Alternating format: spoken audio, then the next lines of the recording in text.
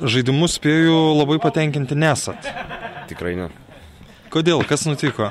Nežinau, gal čia tos laisvos dienos kažkaip išėjom apmygę, tokie nepabūdę ir taip išėjo.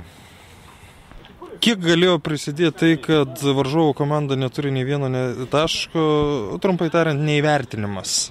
Sužaidė šiose rungtynėse? Nes negaliu sakyti, kad mes jų neįvertinom, matėm, kaip jie žaidžia, to prasme, kad prieš juos visi laimėjo, tai nereiškia, kad jie prasta komanda. Tai negaliu sakyti, kad nebuvom nusiteikę, tiesiog patys kažkokie apsimigojo.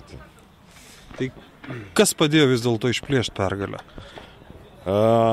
Kova iki galo, antram kėliny išėjom nusiteikę ir padarėm savo darbą. Čia teigiamas dalykas. Kokių dar teigiamų dalykų galima rasti tokiuose rungtynėse? 3 taškai. Ir viskas? Turbūt taip. Ačiū.